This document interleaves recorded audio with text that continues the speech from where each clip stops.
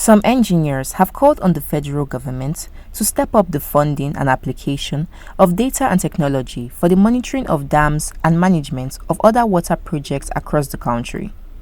They made the call in a separate interview with the News Agency of Nigeria on the sideline of the 5th Nigerian Institution of Water Engineers International (NIWE) Water Conference in Abuja.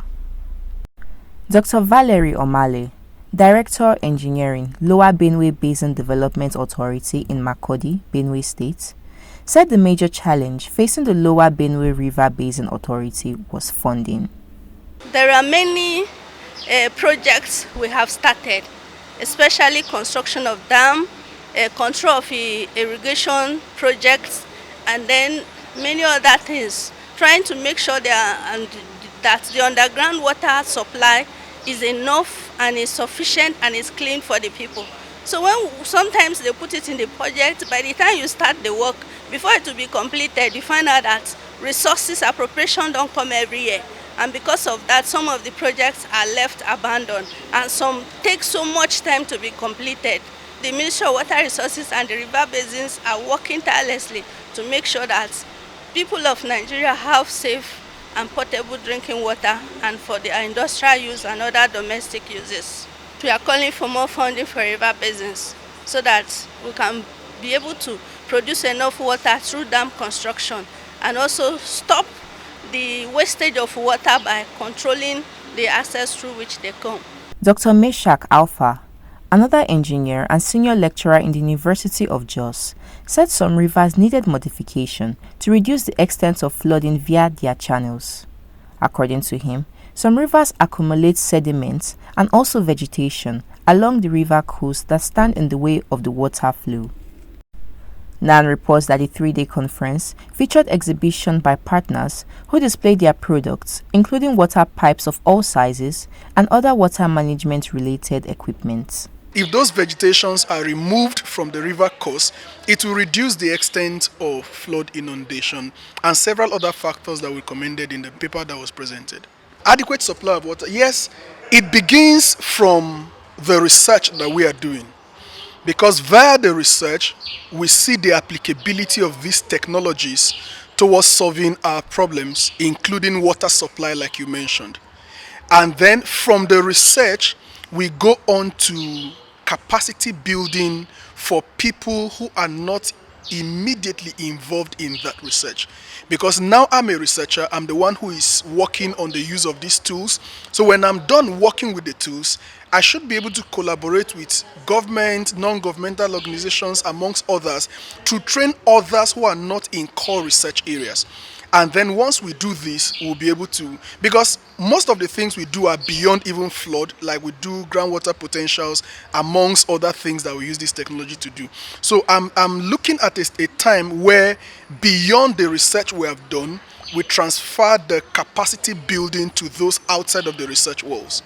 I think that can help the government in solving these problems. This is one of the largest gathering of water engineers, not just in Nigeria but across Africa, because it's an international water conference where we have been able to bring stakeholders from various arenas to come here to rub minds on the issue of the application of data and technologies for integrated water resource management. And we've been able to bring in partners that are generating these data, and mostly we see government agencies such as the NISA, which is the Nigeria Hydrological Services Agency. We also saw the NIMET, which is the Nigeria Meteorological Agency, NASDA, which is the Nigerian Space Research and Development Agency. All these agencies generate data, and these data are used for decision making in the water sector. The emphasis has not been in the area of monitoring of the performances of these dams, some of them 60 years old, some of them more than 60 years old. And dams can become their humongous structures, and if for any reason they fail, if for any reason there is a collapse of a dam, the consequences are very catastrophic. And that is why people like us will always continue to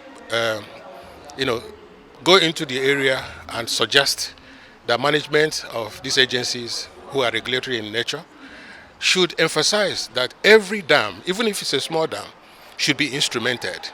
That way, you will be able to monitor the major issues, major effects of instability in it. Be able to see whether the seepage controlling measures that you've put in the dam are effective over time. Whether the stability factors considered at the time of construction or at the time of design are effective over time. Without proper monitoring, it is difficult for you to know. And of course, even the issue of siltation and sedimentation of the reservoir. And once a reservoir the sediment has gone to a particular percentage, that dam, the reservoir is no more effective. That dam is completely useless. So it is important that there ought to be a monitoring scheme, very giant monitoring schemes, followed up by the Federal Ministry of Water Resources and the Integrated Water Agency, so that from time to time, if it cannot be annual, at least let it be biannual assessment of all the dams, particularly our large dams. We have Bakalori Dam, we have Zungeru Dam, we have Shiroro, we have Kainji, and so on and so forth. So it's important that this should be taken into consideration.